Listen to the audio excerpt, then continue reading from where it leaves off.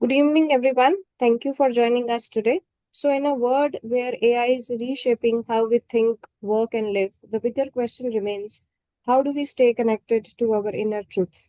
Where do we anchor ourselves when intelligence becomes artificial but noise becomes real? So, in today's session, we are blessed to host Sister Vidhatri, an engineer, artist, meditation practitioner, corporate trainer, and globally respected spiritual faculty from Brahmakumaris Om Shanti Retreat Center. With her rare blend of logic and spirituality, science and consciousness, engineering precision and Gita wisdom, she has conducted programs for leading ministries, corporates, educators, and global audiences. So, this session is especially relevant for all of you, like all of you leaders, professionals, and anyone who is navigating the fast changing digital landscape while striving to stay grounded.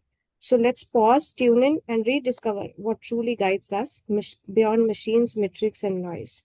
So thank you, sister, for joining us today, and over to you. Thank you, everyone, and good evening. Welcome. Today, we are going to explore our own truth in the age of AI. So, we are all well aware about what AI is. Need not to explain that. We are also aware of the benefits of AI. No doubt that it is beneficial, and that's why we are using it. And it's good to use it, but it's better to be a master before using it.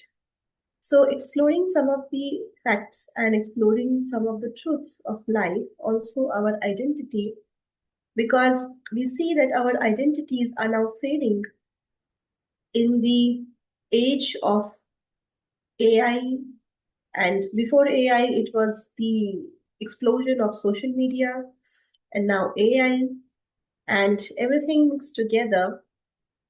We'll see gradually where it can land us to.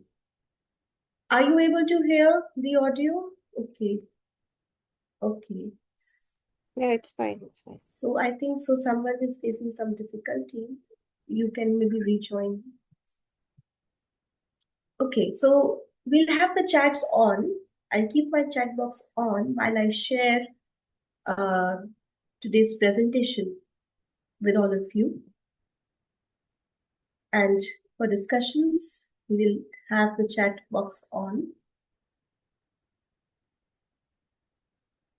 So, finding our truth in the times of artificial intelligence. We will have some time towards the end for question answers, and we will also explore the technique of finding our own truth, connecting to our own truth through spirituality, which is meditation. Right? And I hope we're all comfortable in English. If you feel any difficulty in voice, in sharing, in anything, please do let me know. So let us start with a hypothesis. Maybe there is a science experiment that we will take humans to Mars. So this is called Mission Mars. Now they collected a sample of adults and they sent humans to Mars. But after reaching Mars, it was found that adults are unable to adapt. So the mission could not be completed. Now those adults, they are brought back to Earth, but Mars is yet to be explored. Living conditions, sending humans to Mars is yet to be explored. So on the table of scientists, it was discussed that let's try youngsters. Because it is known that youngsters adapt easily. They're quick learners. They haven't adapted themselves to this environment to the level that the adults have. So let's try with youngsters. So would you like to be a part of it? Yes? Let me know if you would like to be a part of it. You can let us know in the chat. Okay. Some of you are. So now, Okay, many of you are. It's interesting, right? It's always interesting to explore something worth exploring, yes. But what if even you are not able to adapt? Because you didn't ask me how will we go, when will we go, what are the conditions there, where do we stay, what's the temperature there, what do we need to bring, carry with us. You didn't ask me anything. The idea excited you, and we just went in for it. But what if even we are not able to adapt? Or even worse, what if we get adapted to Mars very easily, but when we return back to Earth, we are now not able to adapt to Earth after returning? What will happen then? So, just like any adaptation needed some sort of training, it needed some sort of moderation, it needed some sort of checks and balances. Anything coming up new always excites human brain because it increases your level of dopamine. And to chase dopamine, all of us try to move ahead in that direction without thinking of the result of our direction.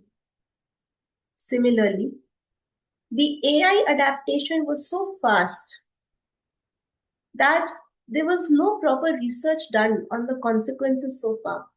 That who could use AI? No guidelines. How much to use? What to use for? Any guidelines to be followed while using? Or any precautions to be kept in mind while using? And what if you do not use it in the right manner, in the right way? What will be the consequences of wrong usage? No research, no papers, no training, no tutorials. Simply a technology handed to us, we being very naive, but yes, full of dopamine, very excited to try something new. And this lands us here. Finally, the fourth ape is in place. The first one says, see no evil. The second says, hear no evil. The third says, talk no evil. But the fourth one says, see nobody, hear nobody, speak to nobody. I am your world. Just be with me. I'll do everything for you. You need not go outside me. Whatever you have to do, tell me. I'll do it for you. But what if we allow it to do everything? Let's have a look.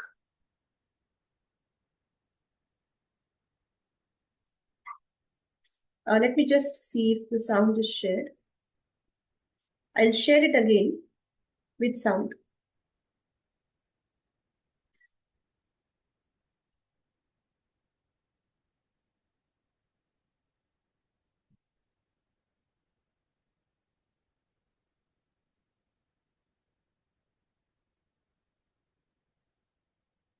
Okay, I'm not able to share the sound.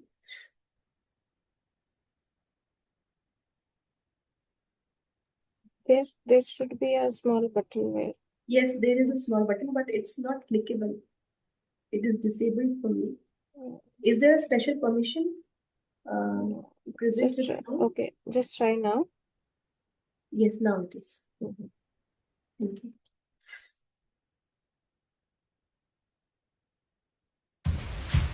Playing jazz. I'm playing jazz. Smoothie. Making smoothie. Calendar. No meetings today.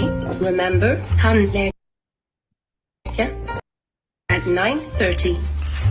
Fire off. Fire off. Open door. Door open. Sånn, så skal vi sette en til. Ah, ja. Open door. Wrong voice command. Open door. Wrong voice command. Open door. Repeat that. Open door. I didn't understand that. Hey, open door. Play on the floor. Sing on the floor. Get over the door! Open the door! Open the door! Error. Hey, William, with a rock? Open the door. Open the door. Open the door. Open the door. Higher. Higher volume. Higher. Higher. Higher.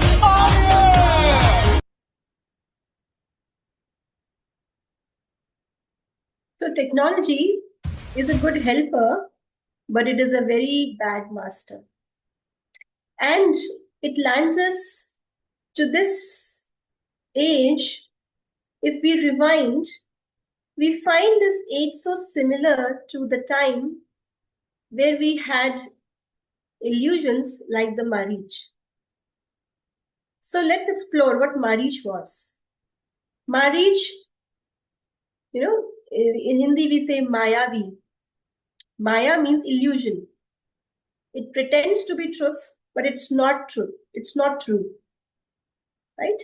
It mimics, marriage mimicked the form of a golden deer. Marriage mimicked the voice of Sri Ram. So its form, its voice was all fake, but it was looking so true that Sita was tricked. So the truth versus the fact. What was this marriage? It is the AI today. It mimics pictures, it creates images, it creates voices, it creates complete solution. It could, replace soon. Looking for replacing humans. So far, it's not achievable. But we're moving in that direction. We are exploring in that direction, right? So this marriage, time seems to have taken a full circle now. We used to hear about these things in our epics, in our ancient scriptures, that people had those powers to create Maya, to create different forms, to create different voices, trick people, and people used to get tricked. And now we come to this time again where we have the AI. So one of the things that AI complicates is algorithm bias. So why is the truth lost in the fact? Truth and fact are different. How would you define something which is truth? Truth is never altered. It can never change. Even if you change time, even if you change the place, if you change the people on which the truth is applied. So truth doesn't change with time, truth doesn't change with situation, truth doesn't change with the people, with species, with countries. It doesn't change. Truth remains as it is wherever you go. That is truth. But a fact is something which is relevant today, but it might change later. A fact is calculated, it is determined through some data. But truth stands alone. Now this AI itself, from the very base of it, the fundamental of AI is not truth, it is fact. You have things that you yourself have posted on the cloud. AI will just look at the cloud and the data that it has found on cloud. On the basis of that, the algorithm of AI will present you the result seeming to be truth, but is derived out of facts. The facts that you yourself have created and fed into the AI, and it is only giving you back what you have fed into it. So if your knowledge at the time of input was incomplete, the output is incomplete as well. And depending on your limitations of knowledge about the truth, knowledge about the culture, knowledge about life, knowledge about solutions, knowledge about whatever. Because today we see AI it is affecting everything, economics, legal, administration, relationships, medical, or banks, everything. So algorithm bias is one factor because of which it is hard to find whether this result is true, is based on truth, or it is based on fact. Also, transparency. You exactly don't know from where is this AI giving you this particular answer, which source. You can see the result, you can try to verify the result, but you don't know how authentic the source is. And also accountability, because AI decision making is a black box method. If it fails, if it is proven to be wrong, who is accountable for that? Who will take the responsibility? Who is accountable? No one. So that is why it is very easy to allow AI to take decisions or to give you enough data so that you can take decisions. But if you fail, who is accountable? You can't blame AI. So another reason, anonymity. It is very easy because AI offers an opportunity for you to remain anonymous and explore the wild side without being worried about getting caught. So many scams, so many fakes, everything, because people won't really know who is the man behind this AI, who is the man behind this product, this, everything. So this anonymity is leading to dangerous trends. It is leading to sometimes physical and mental harm also. Right? Yes, in Perplexity, we do have source with result. If you have good tools to go to the depth of the source, yes. But in today's world, you're not so bothered about that source actually. Right? There are so many people, majority of them, who are just using AI, just using ChatGPT without being bothered from where the data is coming. And not everybody has access to those tools who can actually reveal the source. And even if it does, there are sometimes multiple sources for the single data. So you exactly can't blame any particular source. Right? So what you see is sometimes not the truth. Because of the bias, maybe the other side, less searched for, less talked about, was not suggested to you by AI. AI thought it is not a good option because many people are not for it. So it only gave you the most popular data, maybe not the authentic data. And so this AI revolution is a promise as well as it could be a cause of peril. Take, for example, the Everest. Now consider Mount Everest height. Different sources will give you different measurements on Google. Some will say it is 8848. Some say it is 8850. Some will give you some accurate. So which is correct? How do you determine which answer is, coming from a credible source? Whether you agree or whether you should disagree. So AI's challenge is that it navigates through a set of noisy data, biased sources, and incomplete information which humans have fed into it to give you an answer which you think is the perfect one. Right? So AI is designed in that way. It is designed to give you the popular answer, not the true answer. So this is another video. Let's have a look. ChatGPT, if you were the devil, how would you destroy the young minds of the next generation without them even knowing it? If I were the devil, I wouldn't come with violence. I'd come with convenience. I'd give them everything they wanted and strip them of everything they needed. I'd make them feel connected, but completely alone, endlessly entertained. but quietly empty. I'd blur the lines between truth and opinion, until nothing meant anything. I'd teach them to chase dopamine, not purpose.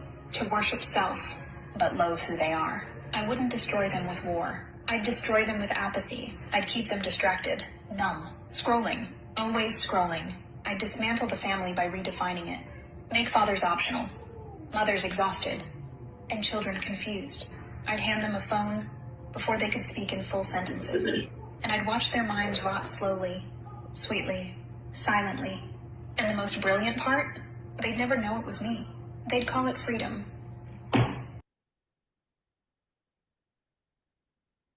So it's ChatGPT's confession, you would say, right? And this is what is happening. The lines between truth and opinion is getting blurred. Relations are becoming optional. Teachers, mentors are becoming optional. So at the end of it, we still remain essential. Why? Because AI tools augment rather than replace human judgment, critical thinking, and ethical reasoning.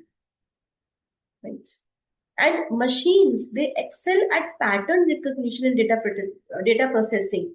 But if you ask them contextual wisdom, moral reasoning, critical thinking, creative insights that human has, machines cannot do that. And any new learning, it may be instantaneous to humans, but it has to be acquired by AI. Until AI has that much of data, because AI is trained. Either you deliberately train it, or it has its own data set, it has its own cloud, it will train itself. But AI, artificial intelligence, cannot work without training, and the training takes a lot of time. Humans do not take that much of time for training. For some skills, we do take some time, but for very trivial skills, day-to-day skills, humans do not take that much of time. You see someone doing it and you start doing it instantaneously. You see how this is done, how this is packed, how this is unpacked, and the very next moment you'll be able to do it. You see that this remote's button does this, and the next moment you start doing it. So humans learning is sometimes, in some skills, humans do need acquired learning, but in most of day-to-day skills, the human brain is very instantaneous to adapt to any new skill or learning, while AI will take some time. So humans, truth, authentic, is never out of fashion. We always remain essential for these reasons. So, do we know what is my real identity? What am I doing here? And the $1,000,000 question, who am I? I'll tell you a short story. There was once a king. He was a very good one. He used to care for his kingdom, for his subjects. And he was also concerned. He was not a very self-praising one. Whatever I do should be right. No. He wanted to take feedback of the subjects, that whatever I have done for them, are they really satisfied? Because no one would come to the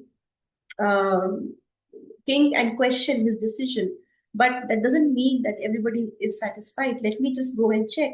So you must have heard in ancient times, kings would disguise themselves as a common man, as a poor person, elderly person, roam around in the kingdom, mix up with the subjects, go to the tea stall, sit near the banyan tree, talk to people. What do you think about this new rule? What do you think the king is trying to do? And people will reveal what they have in their mind. And that was a very genuine way of taking feedback from the subjects.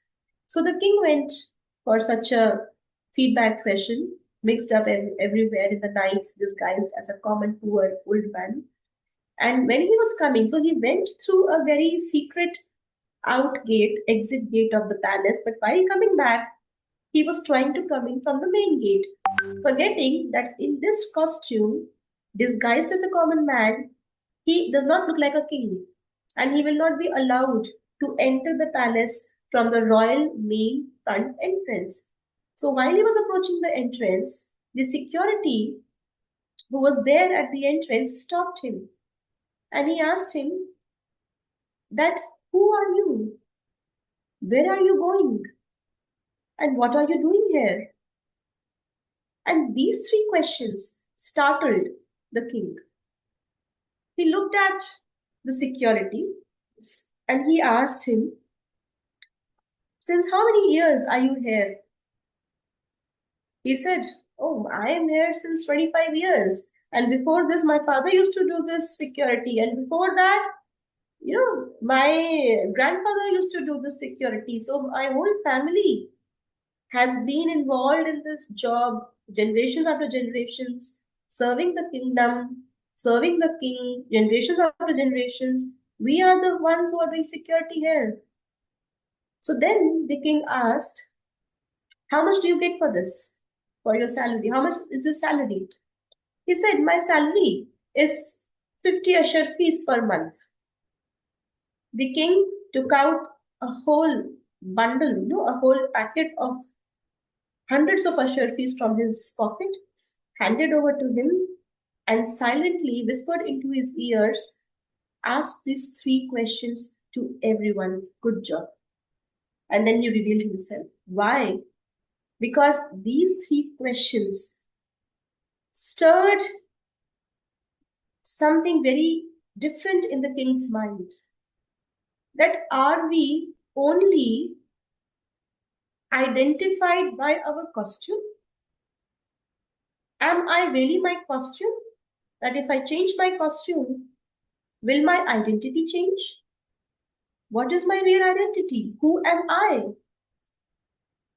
What am I doing here? Why have I been sent on this earth? Am I really fulfilling my purpose? And by whatever I'm doing, where am I heading to? Where am I going in my life?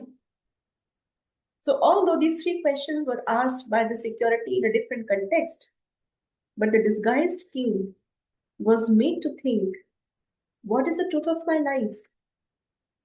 If I do not have this costume of the king, who am I then? What do I answer? And this brings us to the truth of our life. As I said, truth never changes. You might change your costume, you might change everything. So, for example, you take a particular day, any normal day that we spend, say today. Now, in a day, how many different faces do we apply on our true identity? What are the different roles that we play during the whole day? So, for example, if we have 10 roles to play in a day, I am at the center and I have 10 roles to play. What could be those 10 roles? I could be the child, son or daughter of somebody. Second role could be I would be the sibling of someone. Third role could be I am a spouse to somebody. Fourth role could be I am a parent to somebody. Fifth role could be I'm someone's friend. Sixth role could be in my organization, I am a junior to somebody. Seventh, I could be a peer, a colleague for somebody, the same organization.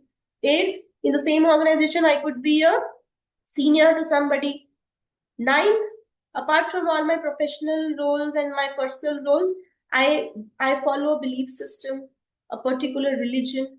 I have some commitments towards my religion. Today is my fast. Today I have to go to that temple. Whatever, that is also a role that I have to play. 10th, leave apart the religion, leave apart the family, leave apart the office. Overall, in this world, in this society, I might have another role to play. So, if I have 10 roles to play, in what consciousness do I spend my day? Which of these roles? Or maybe all of them? And if all of them or one of them, what is the outcome? So my day would start with one role. Quickly, another role calls me. Then I shift to the third one. Then the time is running. I jump to the fourth one. So in a day, jumping from one role to another, mindlessly considering who am I actually? Why am I here for? Why am I playing all these roles? What is the outcome that I need to derive from all these roles? Where am I heading to? Without asking any of these questions to ourselves, we are just, we are just pasting layers on layers on layers. And on top of that, we have the AI that covers us the whole without we even realizing who the other person is. Who am I? So this becomes the mesh model of life. How many of you think that you have encountered such mesh model in your life? Maybe every day you do, or maybe some days you do. How many of you think that you have lived this mesh model, if not every day, some on some days? You can write in the chat. I have my chat box open all the time. You can also use the chat box. So, yeah, every day, if not every day, most of the days. Now, there is another way of dealing with this. And the answer to that different option lies in finding the truth. And finding your own truth was never so important if it wouldn't have been this age of AI, which is further blurring this fine line between truth and fact and you and your roles.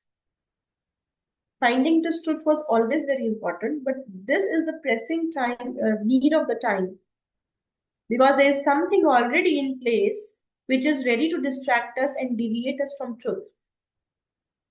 So one is this mesh model, which is not allowing me to ask myself, who am I really? Am I a son, or am I a parent, or am I a junior? Who am I actually? What should be my consciousness during the whole day? Right? So we have another model. And this is why I need to know the truth, because this is another model. You have the same 10 roles. You are at the center of it. But now this time, you are not in the consciousness of roles jumping from one to another. You are in your consciousness, that I at the center. Wherever the role calls you, you go to the role, you come back to your own truth. Before switching over to the next role, you come back to the center point. And then you move to another role, and then you come back, and then to the third, and then you come back. So each time a role demands you, it calls you, you go there, you fulfill your responsibilities, and then you come back to your own truth, only if you know what the truth is, only if you know where to come back. Unless you know the truth, you will always be jumping in the roles. So this truth about yourself is that you are not these roles. You are someone who is an actor playing all these roles. For example, if one actor has signed 4 movies simultaneously and he is asked to join 4 different sets during the day, he goes to one set, he has a different role over there, but when he comes and moves to another set, he removes the costume of the first set, he removes the makeup of the first set, acquires the makeup and costume for the second role, and then goes to the second role. Just like in COVID, we came from outside, we sanitized our hand because the infection of outside world should not come into my home. Just like a doctor, after attending one patient, removes the cap, removes the gloves, removes the gown, removes the mask, sanitizes, and then moves to another OT to attend the next patient. But every day, we are dealing with so many situations, but we never sanitize our mind. We never change our costume. Not the costume that we are wearing on the top of the body, but the body itself is a costume. And we don't have to give away our body's costume each time we change our role. No. But the consciousness of who am I, that consciousness has to go away. And the consciousness of who you are is what will not is what will never change. All these roles can change. They have been changing. But the identity or the entity who is playing these roles, you yourself are not changing. Right? So I look at the comments a bit later. Let's first complete this concept. So we call ourselves human beings. So what is the truth behind a human being? This is human. Human means made up of humus. Humus. Humus means top layer of soil. Must have studied this in school. Top layer of soil is called humus. And human is equal to made of humus. And that's exactly what we call body. मिट्टी से बना है, मिट्टी में मिल जाएगा. And then there is a consciousness. This consciousness, when takes the costume of the body, becomes human being. So human plus being is human being. Now out of this two, human plus being, whom do you think you are? You can respond in the chat. Whom do you think you are? If I ask you the truth, whom you truly are. Truth never dies. Truth never changes. Truth is always the same. It doesn't fade away with age. It doesn't grow with time. So if I ask you the truth of your own identity, what would that be? Human or being? You are a human being. Right now you are a human being, but they were never together, and they were never together since the beginning, and they will never remain together towards the end. Right? There comes a time, for example, a patient has been taken to the OT in a very serious condition. The doctor operates, tries to save the patient, but is not successful. The doctor comes out and says, "We are sorry, he or she is no more." Who is no more? The human, the body, is right there. Pointing at the body, the doctor says, "He's no more." Who is he then? If he was the body is right there. And then the family members call the relatives and say, "Chal base." Chal base? Is the body walking? What went? चल बसे, यहां से चले गए, वहां जाके बसे, कहीं और जाके बसे. So who are the doctors, the family, everybody pointing to? Definitely not the body. If we were the soul, if we were the human, the body alone, I would have been preserved. I would have been, sometimes, yes, we hear people have preserved bodies as mummies because they believed that something lives after death. What is it? They don't know. So whatever they can preserve, they preserve. But the truth is always preserved. It always prevails. Right? So who am I? The big question is answered here. When I say I and I say my or mine, this is my hand. Am I this hand? Am I equal to my hand? This is my head. Am I the head or is this my head? This is my cloth.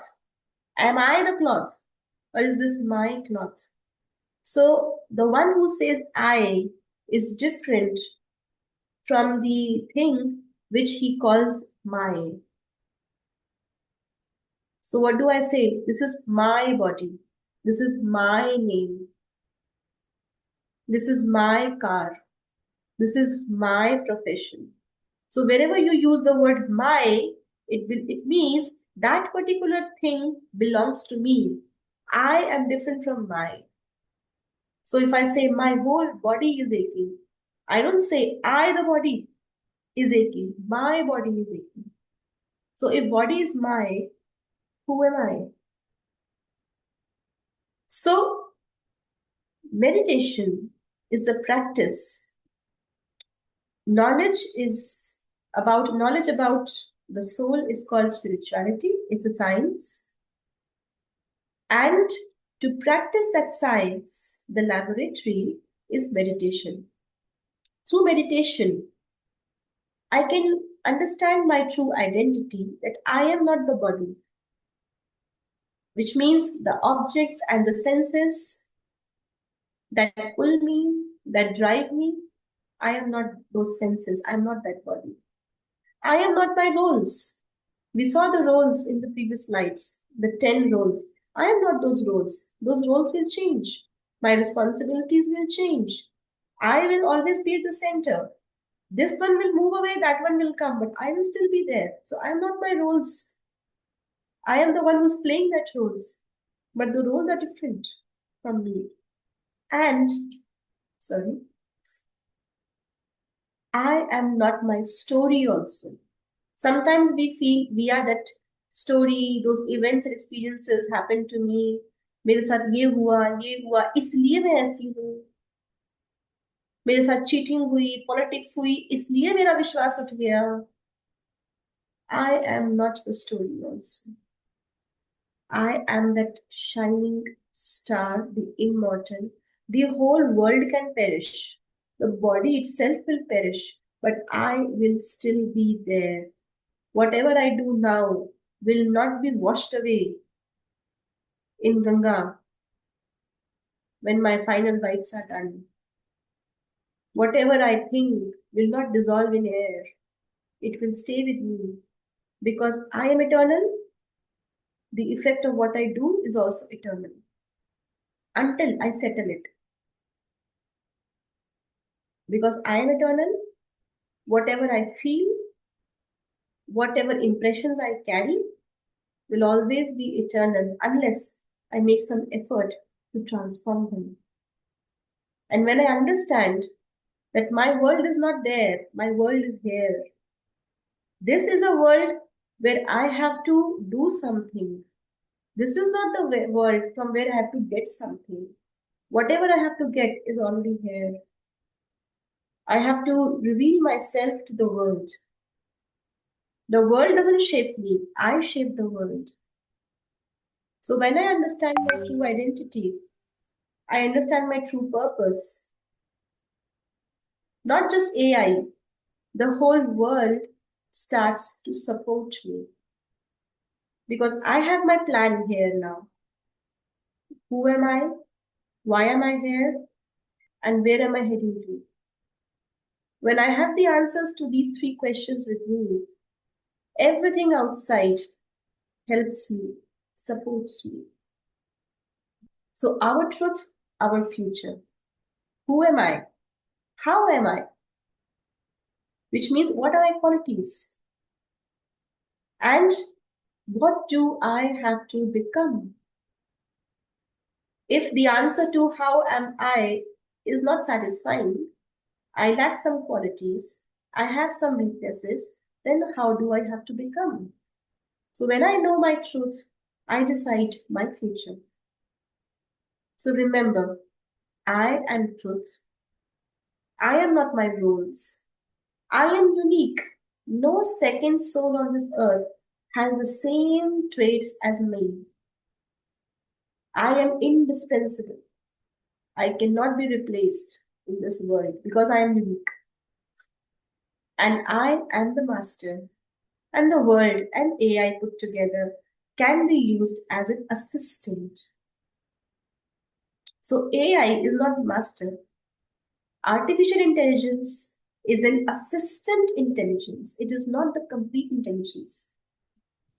So the way I see AI is artificial, of course, because it's not the truth, but it is an assistant intelligence. My intelligence has to be there as the master. Only then I can make the best of AI or any technology, or not even technology, anything, any tool in the world. To use it to the best, I have to be my best, be the master, and then use it. So let's just relax and reflect on these questions. Who am I? How am I? And what do I have to become? But before we do that, if you have any questions, I now open the discussion to answer any questions if you have.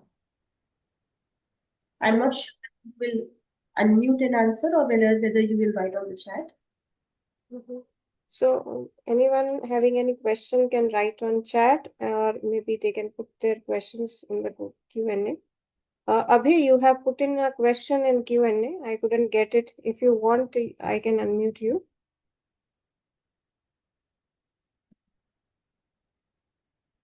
Okay. So Gaurav asked, we have to remove my from ourselves. How we found who I am? You cannot remove my, but you can understand the distinction between I and my, so that whatever you do not do in the consciousness of my, because that my itself will change. So it's like you're chasing a particular my, which is going to change. So when you reach to the end of the road, you find your destination changing, and hence that instability in life, because you are chasing something, considering it to be your final destination, your truth, your aim and objective. By the time you reach there, that my has changed, your priorities have changed, your roles have changed. So then you feel, what was all that for whom was I doing all that? What was the outcome? What did I get in return? So you cannot remove my, because you were sent on this. The first my you acquired was the body. Until you give away this body, you can't give away otherwise. And we need not do that. In the search of truth, you need not remove or give away your minds. That is the beauty of spirituality. It doesn't tell you to abandon, to leave your jobs, leave your family. No.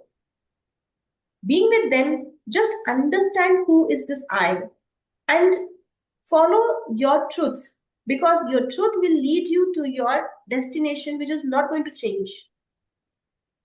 And everything else, all the achievements, everything else on that way, on that path, are only sightseeings. Enjoy the sightseeings, but keep moving in your direction of truth. This is what spirituality and meditation helps you do. Yeah. So Gaurav further asks if desires stay till end.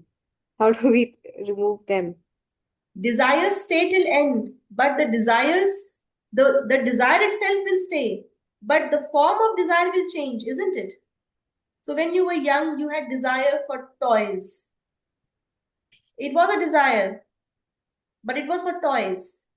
When you grew up, you had desires for good shoes. When you grew up, you had desires for good jackets. You grew up, you had desires. Now you have desires for technology. Once you had desires for good relations. Then you had desire for a good home. So desire itself will be there, but the form of desire, or what you desire, will keep on changing. Right? So you need not remove the desires. You only need to understand how full you are from within.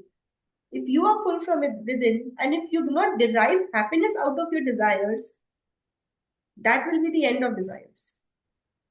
Desires only exist till we derive happiness out of them. So the fulfillment of desire will give us happiness, but then a new one will come up.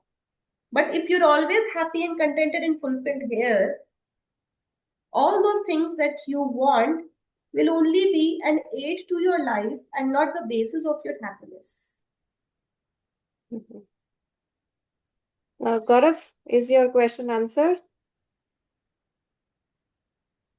Okay, while he lets us know, Shivakumar has asked this question. Bharat says, okay. And Shivakumar has asked earlier that AI is on facts and not on truth. If so, why we need AI with all these difficulties and problems? So what happen if we don't use AI? Can't we survive without AI? We are surviving without AI. We were surviving without AI. But yes, certain tools are invented to make our task easier. Right? So any new invention, as long as it makes our task easier, is welcome. But if that starts changing our priorities of life and starts making task easy but life difficult, then we need to have some checks and balances. So to use smart technology, you should be smart enough to know where to draw a line, where not to be dependent on it. So AI itself or technology itself is not wrong, but our usage should be judicious. As I said, we have to be the masters, and it will be an assistant. Okay, so Shivakumar is, I think he's satisfied with your answer. Then Jayavant asked that by default we are in a monotony and chase objectives. If we keep it separate, will it not confuse me? I think he was commenting on the discussion that we were having previously, Mm-hmm. Yeah. the desires. Yeah. So I think he is just giving his view, which is I agree with you. Mm-hmm. Okay. Then Prasad mentions the challenge for us in our everyday lives is about how do we keep reworking the hard-coded reflexes that have gone into our subconscious due to our years of experience. How do we challenge these set reflexes? One way is to keep learning from others' mistakes and success. AI has just allowed us to tap a larger base of learning, but with a pinch of salt that it may have its biases. True. I didn't say that AI is useless, it's a demon. I didn't say that. It gives you the side of story that it quickly gives you that side of story which would take you longer time to explore, definitely. But always remember, whatever you're going to test in the laboratory of your life. Mm-hmm. Tomorrow, AI's answer could change. But what you do now can change your life altogether. So always to use technology, I said to use a smart technology, you need to be smarter than the technology itself. Otherwise, you can be tricked. Remember, it is the manage. So you always have to be, you have to be Lakshman, not Sita in this case. Right. Any other questions, team?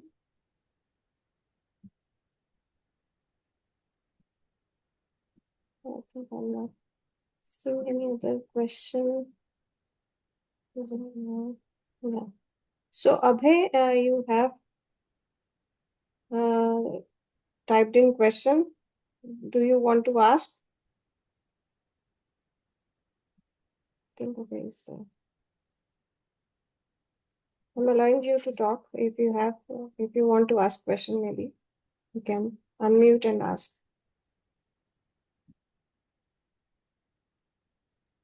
Okay, I think he's okay. Maybe he just put in his view. Right. So I think from questions side, that's all that we have. So now is there any meditation that we want to do? Yes. Huh? Okay. So we'll come back to meditation, right? So meditation involves some sort of visualization also, because our mind can only move around things that we can visualize. For example, I tell you not to think about a pink elephant eating a purple banana. Don't think about pink elephant eating a purple banana. What is your mind thinking about?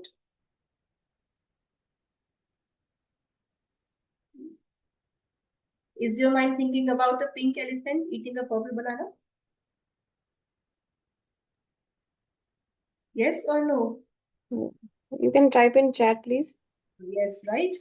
Why? Because whatever your mind can visualize, it can think. Even if I say don't think, it will think because it can visualize. So if I'm able to visualize myself in my true form, I'll be able to connect to it. I'll be able to feel it. I'll be able to transform it also. The first step is to understand and to visualize, right? So hence you can look at this picture that I'm sharing right now. At the center of the forehead, just like this, deep inside the brain, there is a consciousness which is just like a shining star. And this is my true identity because the body is not the same. When I, the consciousness, the soul, entered into this body, the body was in the womb of my mother. It was very small. You could hold that body in just two hands. And then this body grew and grew and grew and grew. So this present form is an acquired form. My true form is that point of light, still the same as it was before entering the body. And when it will finally go away from the body to take the next one, it will still be the same tiny star. So now you may close your eyes if you wish to, or just gently fix your gaze on this star. Allow your other thoughts to settle and just create one thought.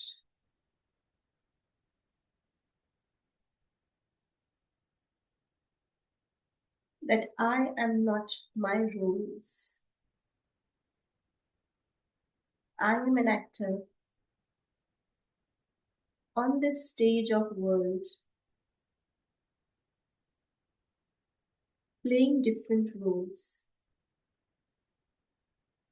My each role demands one of my qualities. Some roles demand the quality of love. Some demand the quality of peace. Some demand the quality of responsibility. Some demand the quality of truth.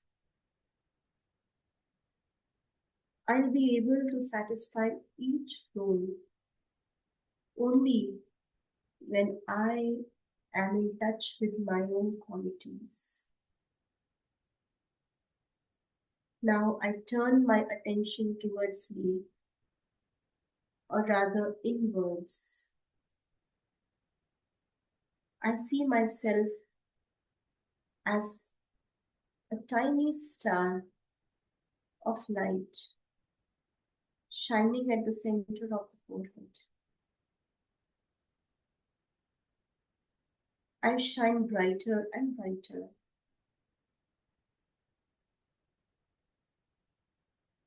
Radiating all the qualities that I have. Visualize that you are standing in front of any one person who is a part of your life. Just look at the person as if they are also a similar shining star who need one of your qualities. Identify that quality. I am a soul, an actor, connecting to this particular soul, another actor, through this role. And this role needs love. This role needs respect. This role needs truth. I radiate these qualities towards that soul.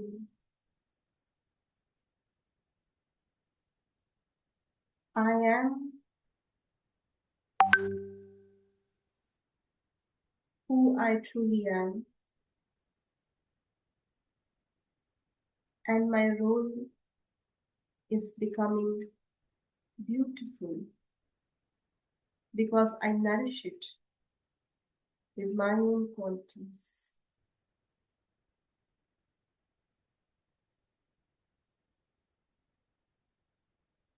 Om Shanti.